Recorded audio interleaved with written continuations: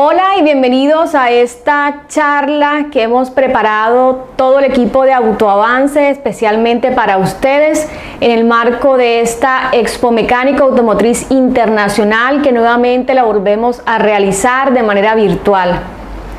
Queremos dar un agradecimiento especial a la Confederación Nacional de Talleres de México, quien nos ha extendido esta invitación a participar con un tema bien interesante que ha preparado el ingeniero Tilso Castro desde Colombia. Vamos a tenerlos en un ratico transmitiendo sobre un tema bien interesante para todos los mercados latinoamericanos, como lo es la electromovilidad.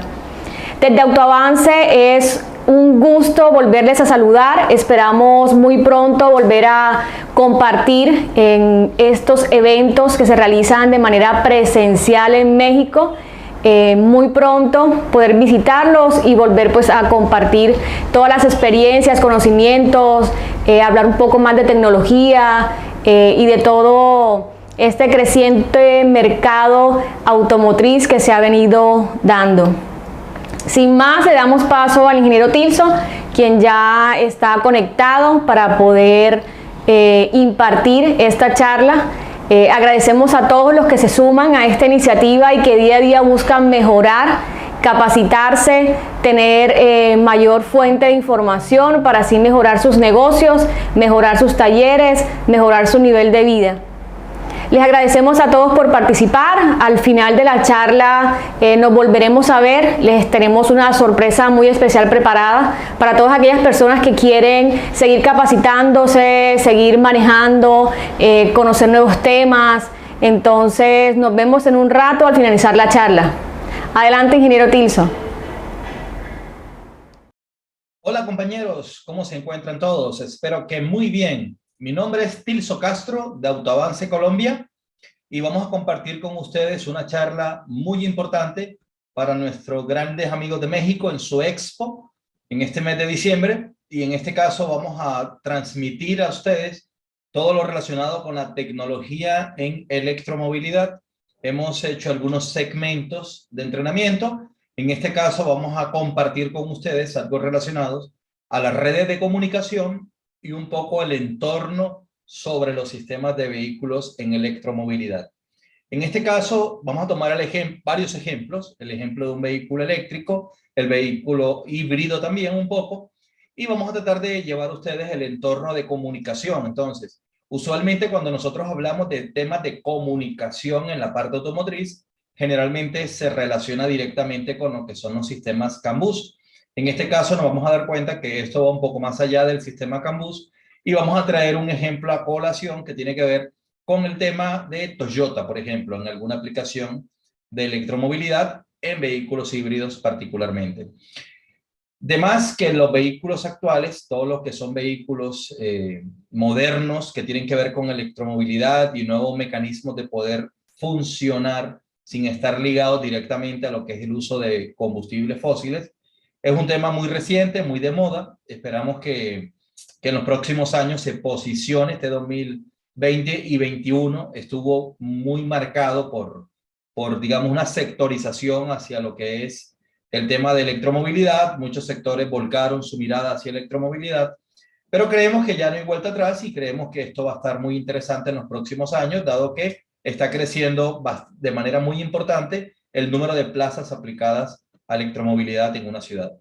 En este caso, nosotros nos desarrollamos en lo que es electromovilidad para temas de diagnóstico, para temas de solución de problemas. Esto acá es un laboratorio de baterías y de cosas relacionadas con vehículos eléctricos. Desde acá estamos despachando. Y bueno, vamos a llevarle a ustedes un tema muy entretenido. Esperamos que sea de su agrado también.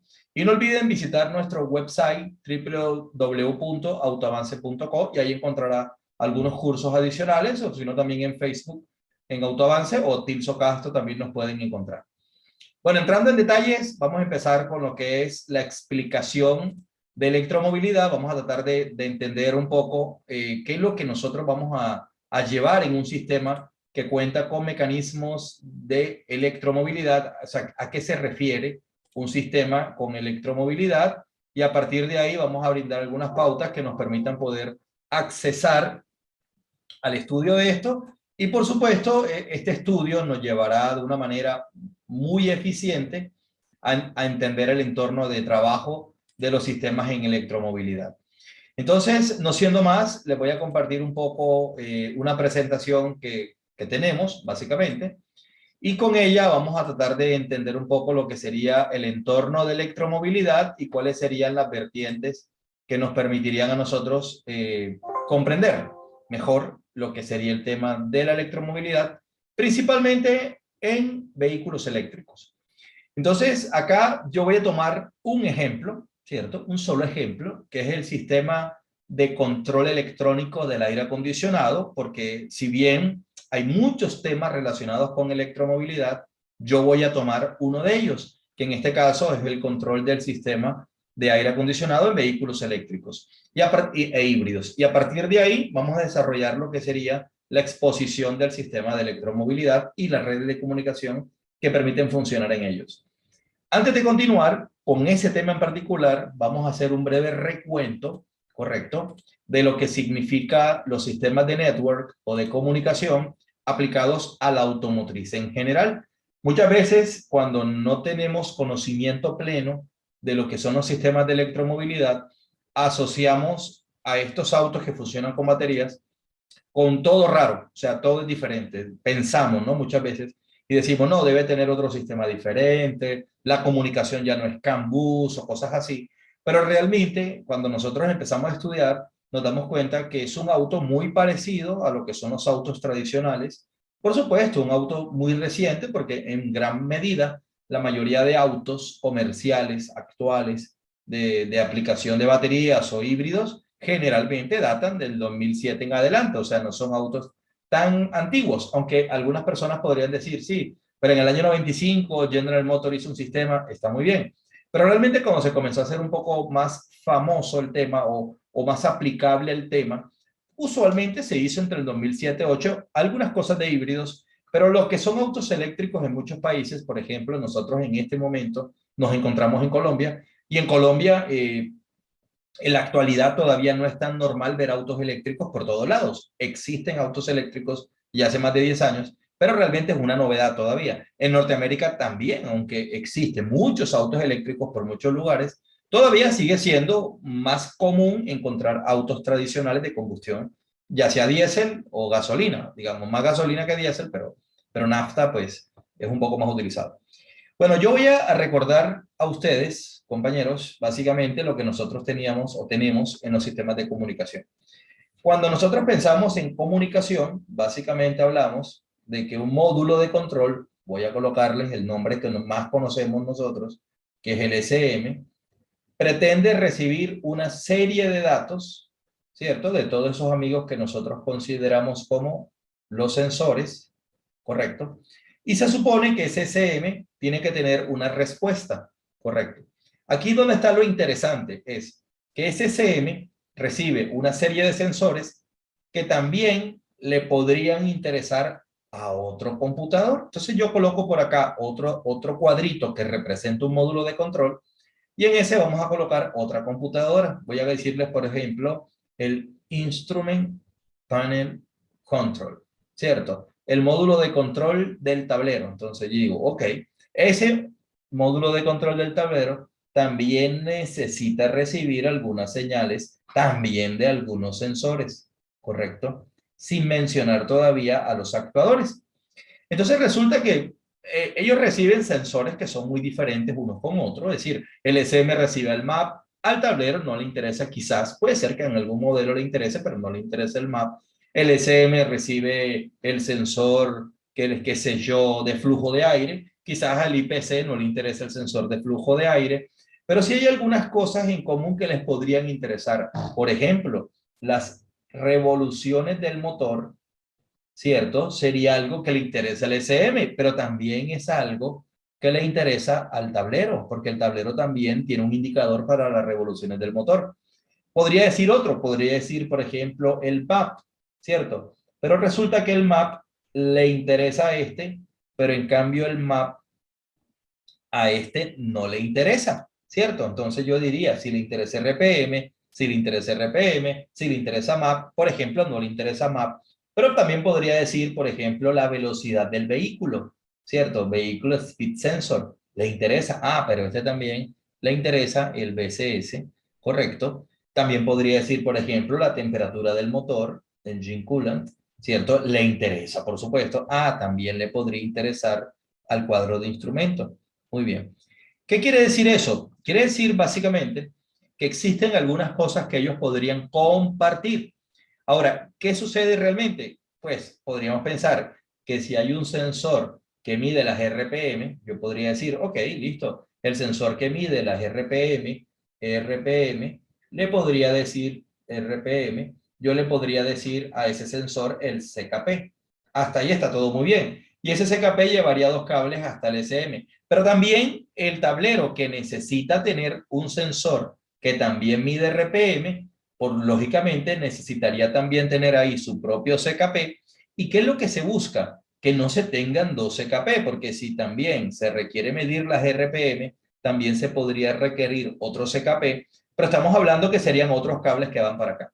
¿Qué es lo que es un sistema de multiplexado? Es principalmente poder compartir información, ¿cierto? Que está en varios módulos necesitada, es decir, varios módulos requieren una información que quizás es la misma, porque las revoluciones del motor que el tablero utiliza para marcar allá en lo que nosotros conocemos como el speeder, ¿cierto? O el tacómetro, más bien, ¿cierto? Que mide RPM, son las mismas revoluciones que el SM está detectando como RPM, es decir, es el mismo dato. No es que el tablero tenga que marcar 1000 y el motor 200 o 500, no, realmente si el motor está en 1000, el tablero le corresponde marcar 1000.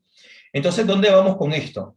Básicamente a lo que corresponde en los sistemas multiplexados es tratar de eliminar, ¿cierto? Que el tablero también tenga que tener un sensor, entre otras cosas por diseño, por cableado, por falla, por complejidad, porque imagínense todas las cosas que hoy en día comparten las unidades, y tratar de hacer un esquema muy sencillo en el cual el procesador de esta unidad esté en la capacidad de comunicarse, ya no hablamos de compartir, sino de comunicarse con el procesador de esta otra unidad. Por supuesto, existirán algunos circuitos especiales para que eso pueda suceder. Yo ahorita no voy a hablar de los circuitos especiales para que eso pueda suceder, pero principalmente voy a hablar que existirán en ese sistema un par de líneas, correcto, que permitirían comunicación entre un lado, correcto, y líneas que permitirían comunicación entre otro lado. Esas líneas ya no llevarían un mensaje fijo, es decir, ya no llevarían la señal de los sensores que se comparten. ¿Qué quiere decir? Quiere decir que ya el tablero, por ejemplo, no necesitaría tener un sensor BCS, un sensor ST o un sender en el motor para medir temperatura, sino que principalmente lo que sucedería ahora, y es muy interesante, es que va a existir unos mecanismos de comunicación. Eso depende también del sistema que se utilice para poder ejercer la comunicación. Y esos mecanismos de comunicación permitirían poder transportar hasta cierto punto cualquier dato del sistema. Llámese, por ejemplo, no sé, cualquier cosa, decir, ah, estas son las RPE. Correcto. Muy bien. Quiere decir que físicamente la señal llegaría como la señal de un sensor CKP, correcto, hasta el módulo de control, y el que lo administre, pues compartirá esa información con el resto, y así se funciona hoy en día todo lo que tiene que ver con los sistemas multiplexados. Entonces, en ese orden de ideas, nosotros vamos a pensar que esto mismo que estamos observando ahí tiene algunos protocolos, ¿cierto? Que no tienen que ver con la parte automotriz en electromovilidad, sino que son en general de aplicación automotriz. Uno de los protocolos más conocidos, más nombrados, más trabajados, ¿cierto? Es el Control Area Network, ¿cierto? O lo que conocemos hoy en día como el sistema CAN bus, que eso no es nuevo, eso realmente es algo pues bastante usual, muy utilizado, no es la gran novedad, pero todavía habemos muchos que estamos aprendiendo todavía a entenderlo desde su punto de operación, su funcionamiento y todas las cosas que ustedes tienen. Bueno, en resumen, ese sistema CAN bus, cuando ya lo estamos llevando un poco a la parte de electrónica en electromovilidad, nosotros lo podríamos clasificar principalmente en dos sistemas importantes. Y tiene que ver con la velocidad. Entonces, cuando hablamos de sistemas CAN, bus, correcto, CAN, podremos hablar básicamente de unos sistemas que son high speed, unos sistemas que son mid speed, ¿cierto? Cuando hablamos de high speed, quiere decir alta velocidad. Pero esa alta velocidad, ¿a qué se refiere? Bueno, cada pulso de los que ustedes tienen, o esos pulsos con los cuales nosotros tenemos la información, se miden en una unidad que se llama kbps, kilobit por segundo. Generalmente cuando hablamos de high speed, estamos hablando hoy en día hasta de un megabit por segundo, ¿cierto? Que son, bueno, una velocidad importante que no vamos a entrar en detalle ahora para explicar, pero bueno, son bits, cada figurita de esta es algo así como un bit. Muy bien, listo. Y ahora en cambio, cuando hablamos de MS, son sistemas un poco más lentos. Más lentos quiere decir que el mensaje tarda un poco más en funcionar, ¿cierto? Y usualmente se utilizan velocidades de 250 kilobits por segundo. Muy bien, pero eso, entre otras cosas, está muy estipulado por la norma de comunicación del sistema de control a bordo. Es decir, existe una legislación para que los vehículos hoy en día sostengan algunos protocolos que permitan comunicar principalmente la unidad de control electrónico relacionada con el motor. ¿Correcto? Muy bien, hasta ahí está todo muy bien. O sea que el CAN bus, llámese un CAN bus para un auto gasolina, un auto diésel, ¿cierto? Un camión, un truck que puede ser J1939, que es básicamente lo mismo, o un auto eléctrico, o un híbrido, un Toyota, lo que sea, pues tiene más o menos unas connotaciones muy similares a las que yo estoy mostrando acá. Ahora, el tema es que con los vehículos híbridos nace, y eléctricos, nace, igual que con los de nafta, pero muy en este sentido, nace un tema interesante, y es que existen realmente más módulos en juego. ¿Qué quiere decir? Que hay muchas computadoras de tren motriz, que eso es importante. Tren motriz tiene una connotación un poco diferente al resto, unas connotaciones, unas redes de tren motriz adicionales a las que usualmente uno tenía planteado en un vehículo de gasolina, más si es un auto híbrido que tiene todavía más unidades de control inclusive que un auto eléctrico, o por ahí están.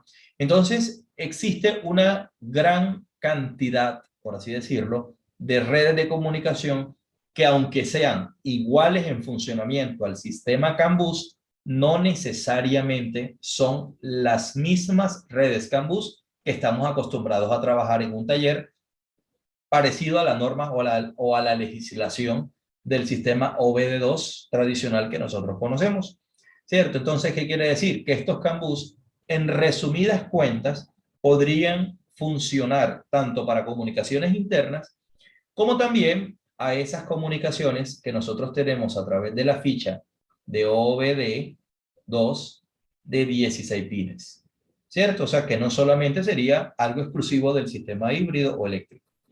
Pero nace, ¿cierto?, una oportunidad nueva de entendimiento para esto, y es que existen algunos sistemas que son básicamente privados, ¿cierto? Son propios, son particulares, no son redes que son, digamos, de dominio público respecto al diagnóstico. Esas redes privadas también podrían ser sistemas CAN bus, ¿cierto? Podrían ser sistemas CAN bus, pero también le pueden dar cualquier otro nombre. Por ejemplo, Toyota le puede dar una red BTH, por ejemplo. Muy bien, BTH. Entonces dice, pero ¿qué es BTH? Bueno, BTH es una red especializada que es un sistema CAN bus, pero para la batería del vehículo híbrido, por ejemplo. Entonces tiene una red que le llaman BTH más y una red que le llaman BTH menos. Y bueno, y tiene una red, pero aunque le llamen así a ese sistema, nosotros ya entendemos que no es más que una red CAN bus. O sea, es una red CAN bus, de pronto no necesariamente de la más alta velocidad, pero es una red CAN bus. A partir de ahí, se supone, ¿no?, que nosotros también tenemos que abrir la mente hacia eso, porque no todas las cosas que hemos estudiado hasta ahora de redes de comunicación terminarían en lo que típicamente nosotros conocemos como un sistema CAN bus. Muchos de estos sistemas salen de lo habitual porque electrónicamente tienen algunas connotaciones muy particulares sobre cosas que no son estandarizadas, que es lo que voy a tratar de mostrar. Entonces, importante entender que en un auto híbrido, al igual que cualquier auto eléctrico también, al igual que un auto nafta, existen principalmente redes de comunicación muy parecidas o iguales a las redes que nosotros tenemos en cualquier auto tradicional, Pero también hay que entender que al igual que auto de nafta, porque en nafta o gasolina o diésel, bueno, nafta o gasolina para mí es lo mismo, o diésel, también ocurre que existen algunas cosas privadas, pero en particular en los sistemas de electromovilidad existen muchas redes privadas relacionadas principalmente con el tema de la batería, de los inversores, de los networks entre módulos relacionados con potencia, control de motores, el cargador EPSE. Entonces existen unas redes adicionales a tener en cuenta, cosa que no es menos importante en un vehículo de este estilo, porque de alguna manera se plantea, ¿cierto?, que también podría generar, y además va a generar serios problemas, como lo genera hoy en día la red de comunicación en los vehículos tradicionales. Entonces yo les voy a plantear a ustedes una introducción a esto, ¿cierto? Y vamos a ver una red que es un poco diferente a las redes CAN que nosotros estamos acostumbrados a trabajar, y a partir de ahí, ¿cierto?, el entendimiento de operación de lo que son los sistemas CAN-bus. Luego, como esto va a estar en un lugar donde van a existir comentarios, ustedes luego pueden compartir con nosotros algunos de esos comentarios y seguramente pues podemos dar un feedback, algunas cosas que ustedes consulten de alguna forma decente, y bueno, seguramente nosotros vamos a poder compartir ese tipo de mensajes a lo que queremos que llegar a ustedes. Entonces les voy a compartir una introducción a todo esto, ¿cierto? Entonces aquí está un poco la presentación y vamos por partes, ¿ok?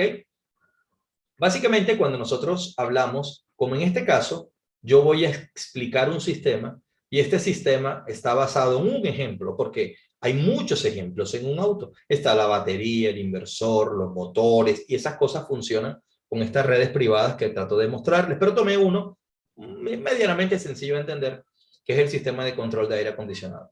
Entonces tenemos por acá, por ejemplo, un sistema de aire acondicionado. Aquí tenemos algunas piezas, ¿cierto?, para el aire acondicionado. Tenemos, por ejemplo, el compresor eléctrico, tenemos una pieza que se llama PTC, que es básicamente una resistencia de coeficiente positivo. O sea, ¿por qué? Porque como el auto eléctrico, este ejemplo es de un auto eléctrico, principalmente no cuenta con un motor que permita calentar agua. Cuando se requiere calefacción, se necesita calor. Entonces, ese calor se logra con unas resistencias que funcionan también con el alto voltaje y permiten calentar ese líquido que no se tiene porque no hay motor de combustión, para poder generar el calor de trabajo para la parte del HVAC, correcto. Entonces ahí tenemos un calentamiento independiente, tenemos reservorios independientes para el sistema de aire acondicionado, tenemos bomba de agua eléctrica, tenemos válvula de expansión, refrigerante, por supuesto, y lubricante de acuerdo a la norma que nosotros tengamos para poder funcionar. Igual habrá un evaporador, igual existirá una condensadora, un condensador, y se hará el ciclo de refrigeración común y corriente. La principal diferencia es que el compresor del aire acondicionado no es movido por ningún motor, como el motor de combustión, no tiene polea de repartición, no tiene nada, sino que cuenta con un motor eléctrico, principalmente en 3 fases, y ese motor eléctrico funciona con tensión de alta, es decir, ese motor eléctrico funcionará con la tensión que el inversor le brinde, que normalmente tiene que ver con 400 voltios para auto eléctrico, o podría ser 220 voltios para un auto híbrido, por ejemplo. Muy bien, ahí tenemos algunas de estas piezas. Podrían observar a detalle esto que está aquí, que sería nuestro compresor del aire acondicionado. Aquí está puesto nuestro compresor del aire acondicionado.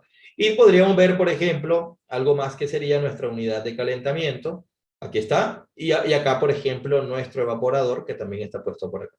Lo demás son algunos conductos, tendrá sensor de presión, digamos, todas las cosas que un sistema HVAC necesita hoy en día para poder operar: sensor de temperatura interno de cabina, sensor de temperatura externo, sensor de ambiente, deshumidificador, humidificador, sensor de humedad, sensor solar. Bueno, todas estas cosas que un auto necesita, obviamente pues las vamos a tener y vamos a contar con ellas en un vehículo híbrido, y de eso no hay la menor duda.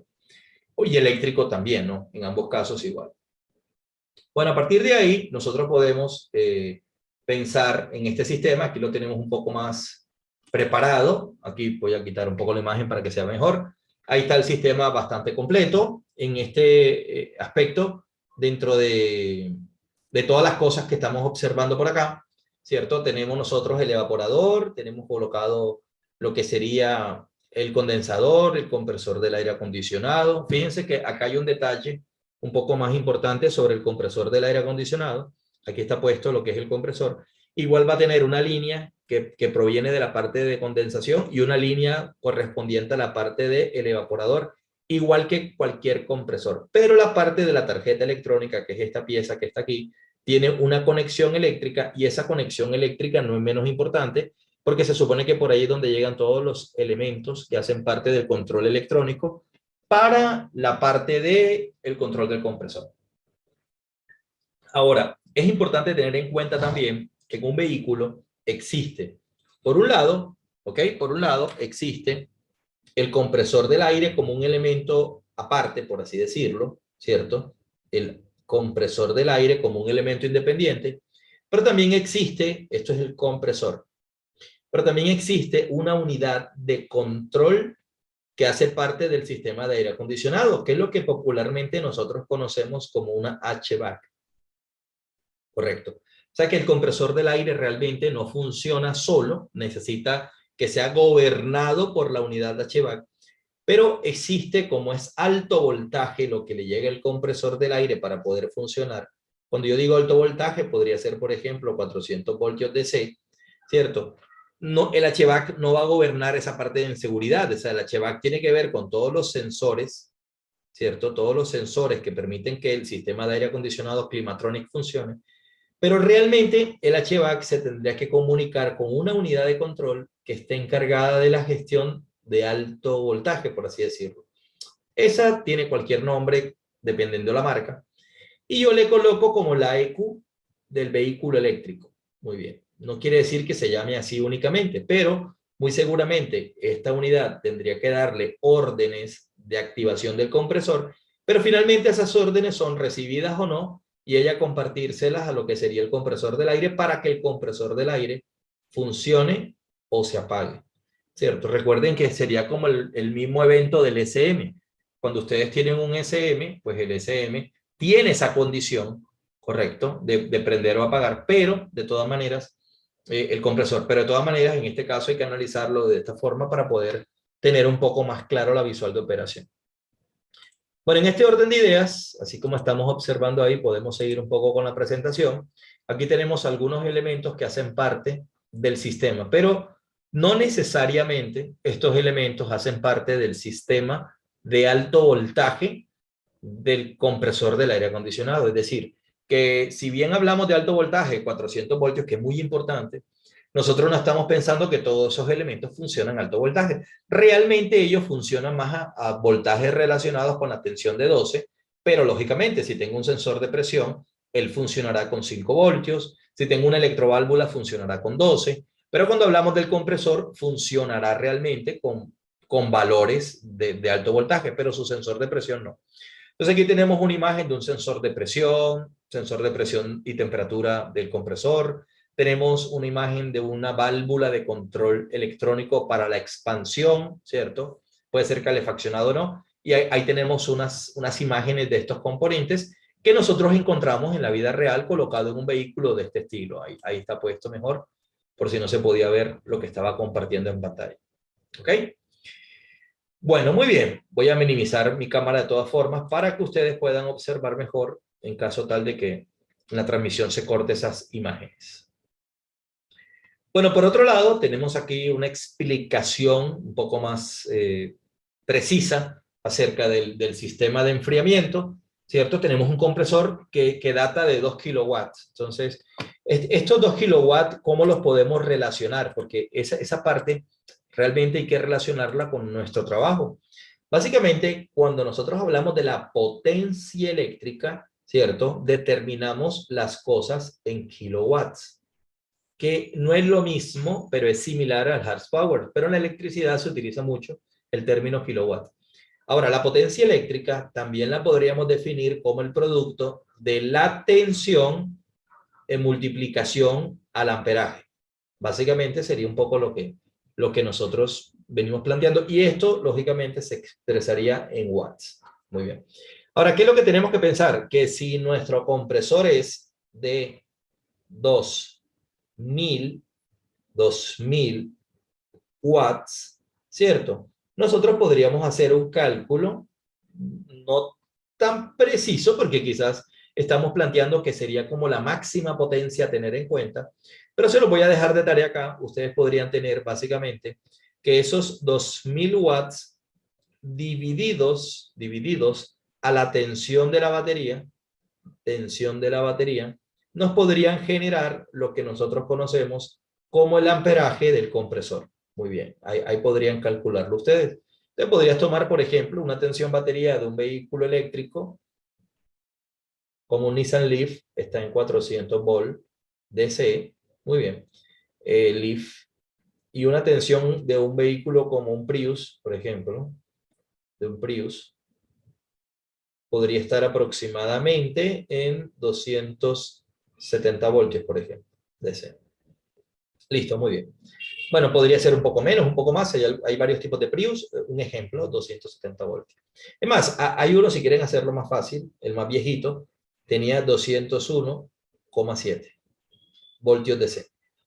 Bueno, ustedes hacen el cálculo matemático y reemplazan y calculan el amperaje. Para eso es importante entender a qué se refiere ese dato de potencia, porque ese dato de potencia es el dato de potencia que nosotros manejamos en el escáner para la parte de diagnosis. Ahora, 2 kilowatts es la potencia máxima realmente que el compresor es capaz de manejar, pero podría ser menor realmente dependiendo la carga de compresor que se necesite.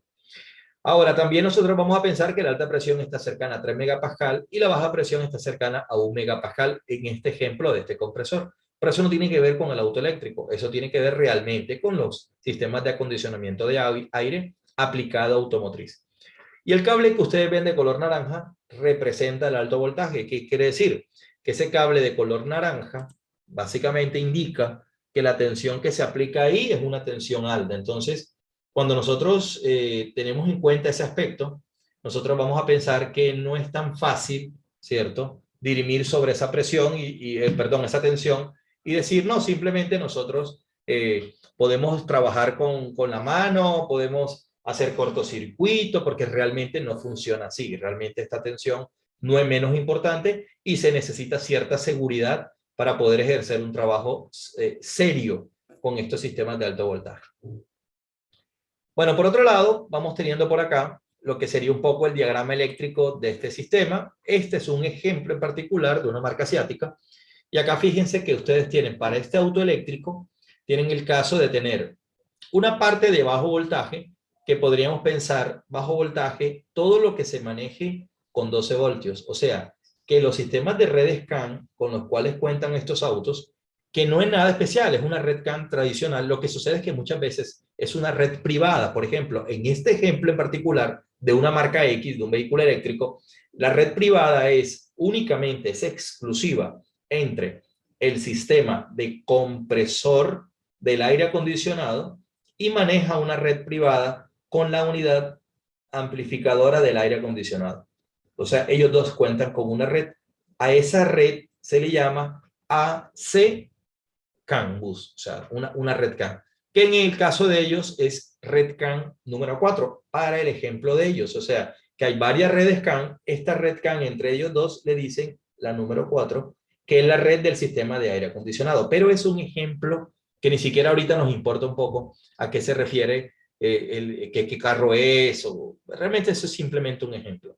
Pero la parte de alto voltaje, ¿cierto? Realmente lo único que maneja es el positivo y negativo de alto voltaje, ¿correcto? Que podría ser, para el ejemplo de este carro, y es así, 400 voltios DC, ¿correcto? Entonces, los 400 voltios DC no tienen nada que ver con la parte de red de comunicación.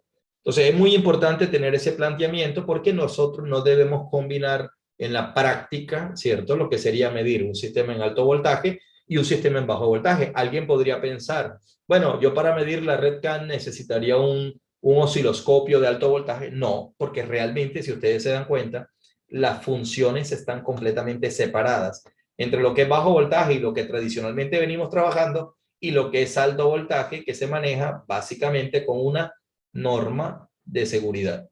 Esa norma de seguridad está contemplada en los cursos de entrenamiento que damos de electromovilidad, pero no es menos importante. Es una norma bastante importante porque a 400 voltios resulta bastante peligroso hacer algún tipo de manipulación sobre los sistemas. Bueno, por otro lado tenemos acá el sistema de calentamiento. Ahí podemos observar nosotros lo que es el sistema de calentamiento. Este calentamiento que nosotros tenemos puesto ahí no es más que un sistema en el cual nosotros contamos con unas resistencias a las cuales se les denomina coeficiente positivo. ¿Qué quiere decir? Quiere decir que estas resistencias, a medida que van calentando, su resistencia interna va aumentando, como un filamento de bombillo. ¿Ok? Entonces, en ese caso, cuando nosotros tenemos este sistema, ¿para qué se crea? Se crea básicamente para poder eliminar lo que sería el líquido caliente, valga la redundancia, que se presenta en el motor para calentar cabina en el sistema HVAC. Entonces, es muy importante que tengamos en cuenta que en este caso no existe motor de combustión, pero sí existe esto. Fíjense que a diferencia del compresor del aire acondicionado, el mecanismo de cabina maneja 6 kilowatts. O sea que la potencia para cabina es mucho mayor en calentamiento que en enfriamiento. O sea que no es menos importante, por lo tanto necesita un trabajo especial, o sea, necesita un monitoreo especial en el sistema para poder analizar eso que tiene que ver con cabina. Bueno, aquí está el sistema de control, un ejemplo, principalmente un ejemplo, no es una norma, es un ejemplo. Y está colocado lo que nosotros conocemos como el elemento PTC. ¿En qué consiste este elemento PTC? Pues si ustedes se dan cuenta, aquí aparecen los mismos cables naranja que están colocados acá, lo cual quiere decir que estamos hablando de tensión de alto voltaje. Aquí podemos hablar de alto voltaje, que bueno, en este ejemplo son 400 voltios de DC, ¿cierto?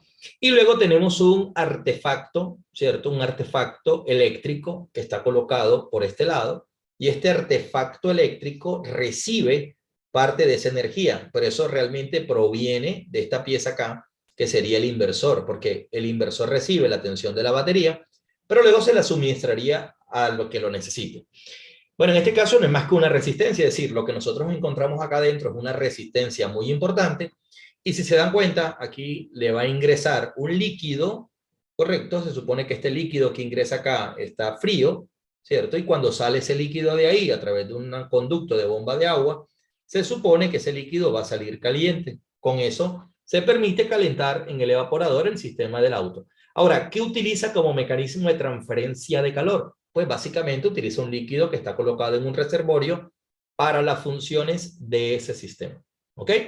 Ahora, ¿dónde lo ubica el fabricante? Bueno, realmente lo ubica donde quiera. El tipo lo puede poner en cualquier lugar que él desee. Pero no es menos importante este sistema. O sea, es un sistema bastante novedoso, pero hoy en día, inclusive hay algunos autos que ya cuentan con esto sin ser eléctricos, pero claro, a 12 voltios es muy complicado manejar 5 kilowatts, 4 kilowatts, porque no es menos importante el calor que se necesita para poder calentar el aire de la cabina. Entonces, básicamente, este sería nuestro sistema de control tipo PTC para lo que sería el calentamiento del sistema de HVAC, que es enfriamiento y calentamiento, ventilación y calentamiento de la cabina.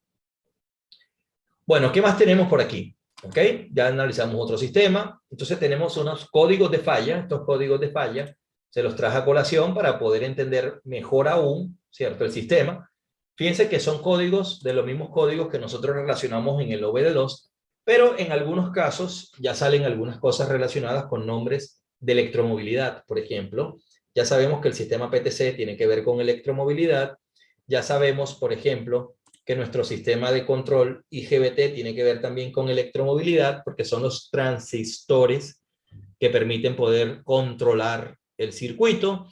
Y bueno, a partir de ahí, cada uno de estos DTC tiene lo que se conoce como una carta de diagnóstico, ¿correcto? Y esa carta de diagnóstico nos permitirá a nosotros un enfoque de trabajo, de solución de problemas, para poder resolver los diferentes elementos que están colocados en un vehículo híbrido eléctrico.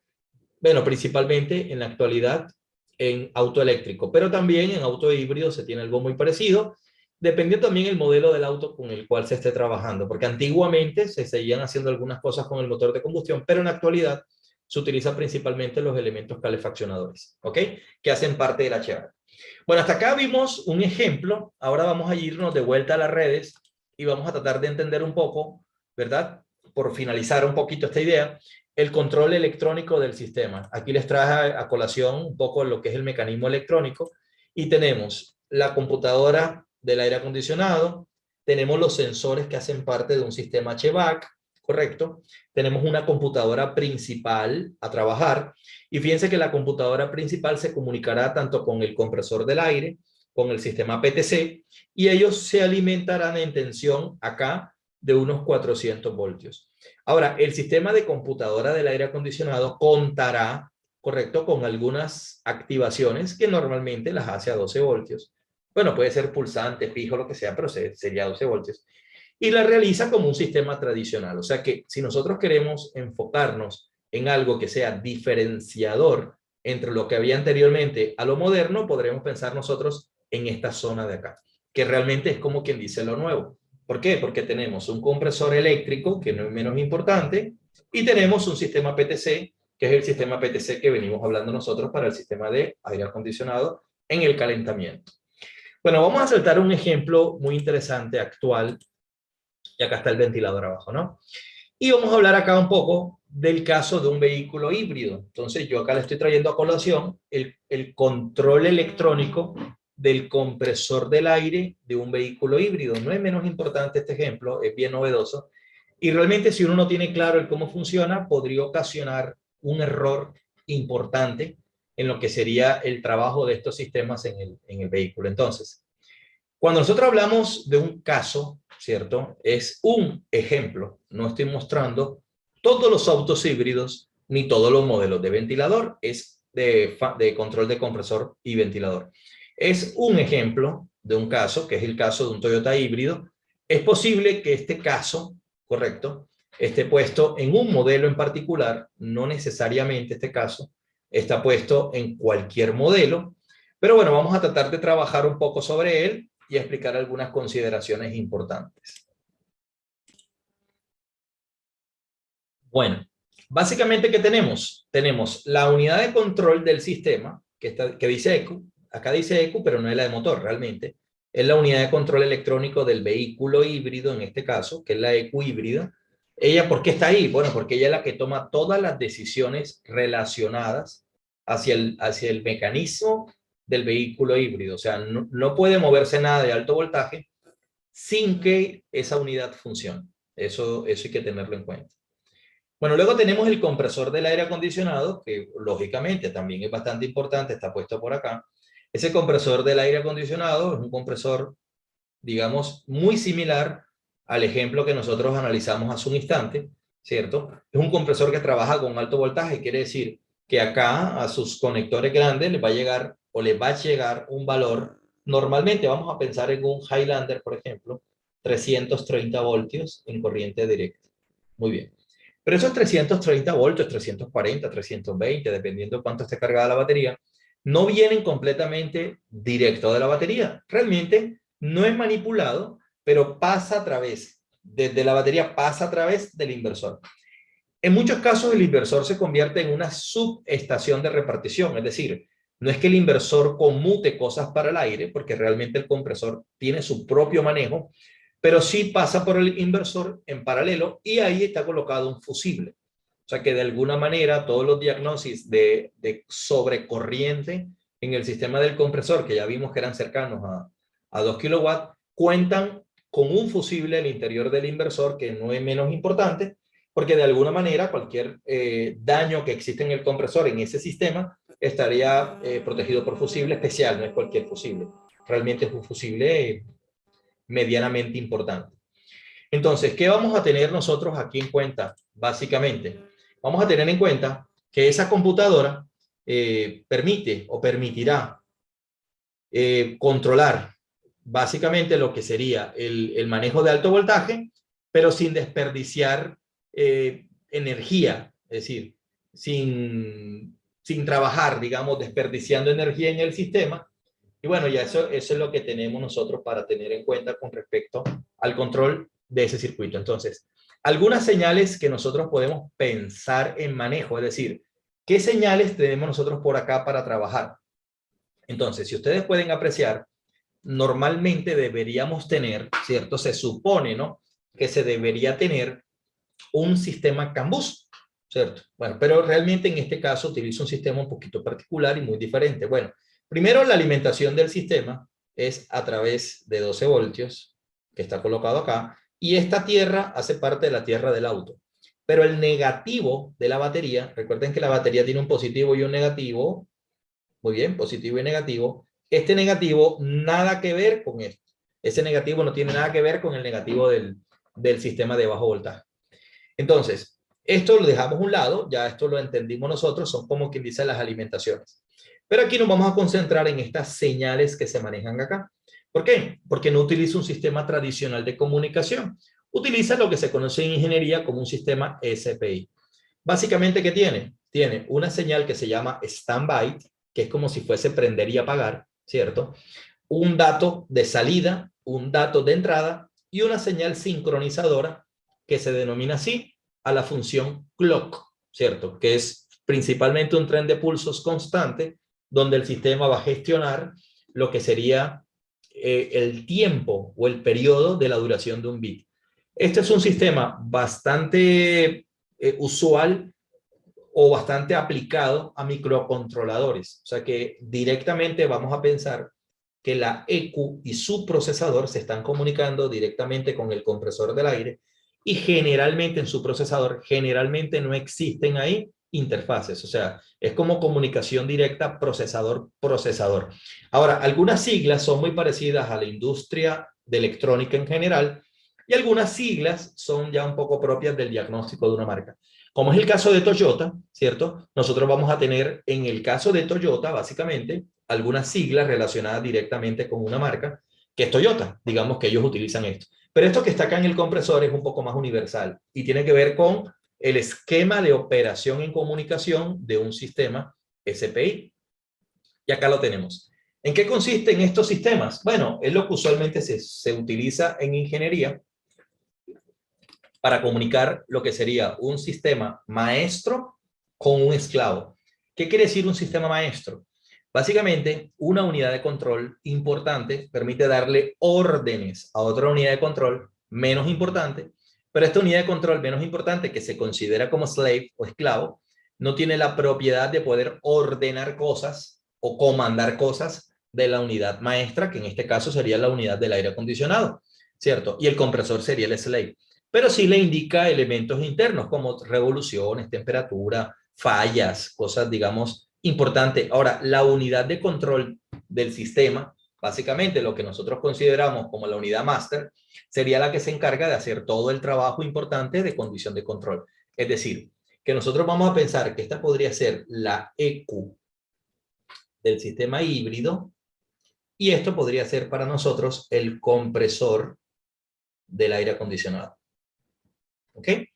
Ahí vamos a tratar de analizar un poco estas señales y vamos a tratar de entender mejor lo que sucede ahí.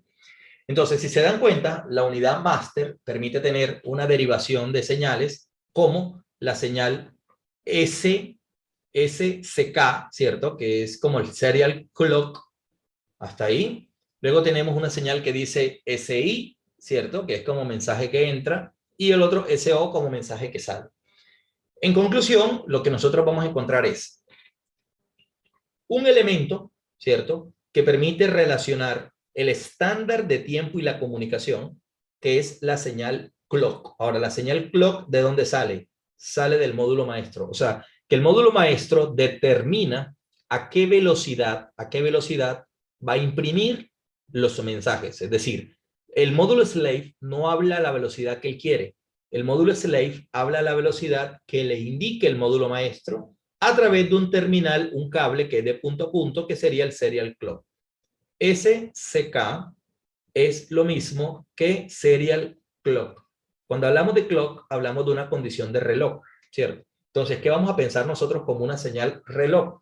Básicamente vamos a considerar una señal en periodo constante, lo voy a hacer aquí en otro color, esto para nosotros va a ser periodo constante, y eso va a permitir determinar los bits de trabajo, ¿cierto? Luego no hace falta ahorita entender eso, después ustedes podrían perfeccionar esta técnica entrando a un curso nuestro de redes o también consiguiendo en internet algo relacionado a los sistemas SPI de comunicación, que seguramente va a haber mucha literatura al respecto, como estas imágenes que son muchas de ellas sacadas de ahí.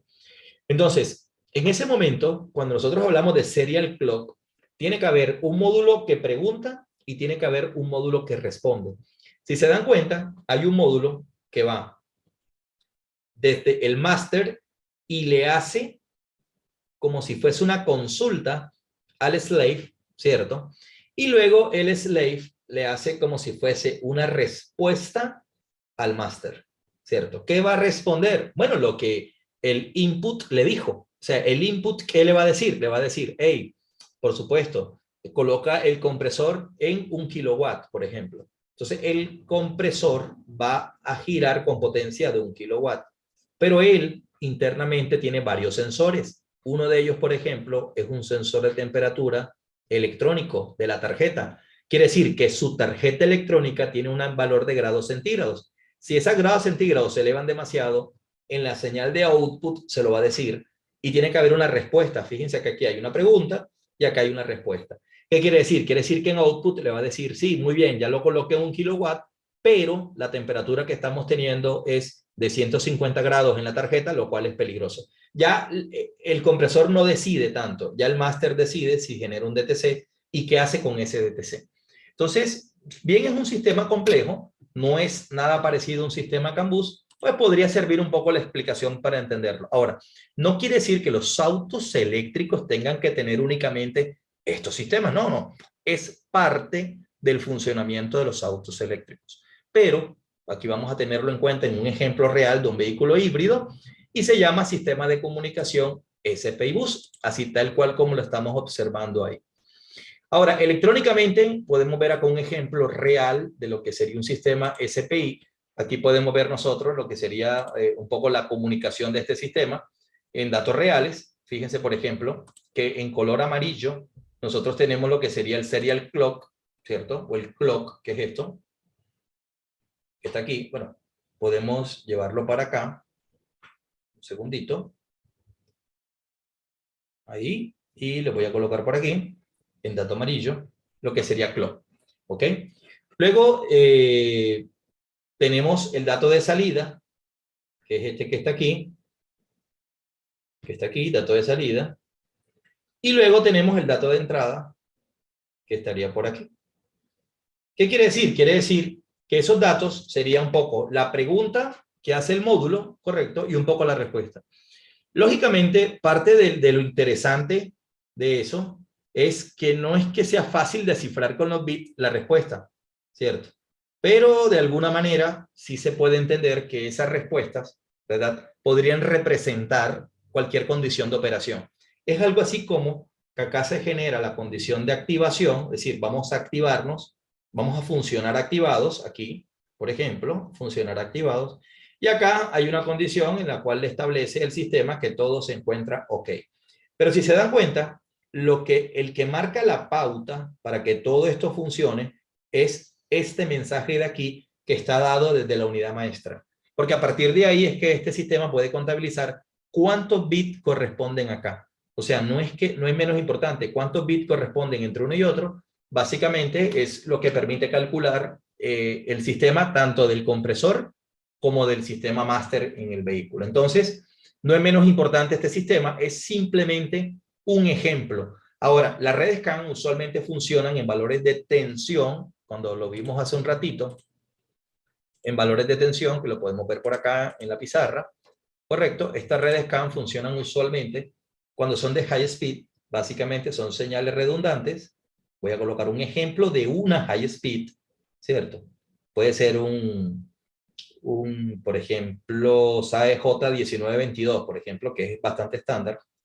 Y yo puedo tener ahí valores cercanos entre 2,6 y 3,6, por ejemplo, y 2,6 y, por ejemplo, 1,6 por acá abajo, ¿cierto? Ahí están como las amplitudes. Pero en el caso de estos sistemas ya es un poco diferente, ¿correcto? Porque estos sistemas ya no funcionan con esos valores cercanos a 2,5. Generalmente estos sistemas funcionan con valores de voltaje un poco diferentes, inclusive en algunos casos podrían ser de 0 a 5 voltios, pero en otros casos fácilmente podría ser de 0 a 12 voltios. O sea, esa parte no es un requisito propio de estos sistemas, es decir, podría llegar a ser, pero no es un requisito propio de estos sistemas, pero de alguna manera es importante tenerlo en cuenta y hay que seguirse mucho del manual de información, del manual del auto y las cosas que nosotros representamos como teoría de operación para el análisis de los sistemas de comunicación aplicados en vehículos en electromovilidad. Entonces, esto que le estamos mostrando a ustedes es principalmente un ejemplo. Recuerden que en esta charla nosotros trabajamos básicamente dos ejemplos. Un ejemplo es el ejemplo de Toyota, en este caso, un ejemplo de Toyota para la comunicación entre dos computadoras. Y otro caso era el ejemplo de un vehículo eléctrico, ¿cierto? En el cual se pretendía o se pretende entender que existe comunicación CAN-bus, ¿ok? A partir de ahí, nosotros vamos a pensar que todo esto nos debe llevar al separar las redes de acuerdo a la aplicación del auto que se esté trabajando y, por supuesto, estudiarlo, plantearlo, entenderlo para poder realizar mejores diagnósticos.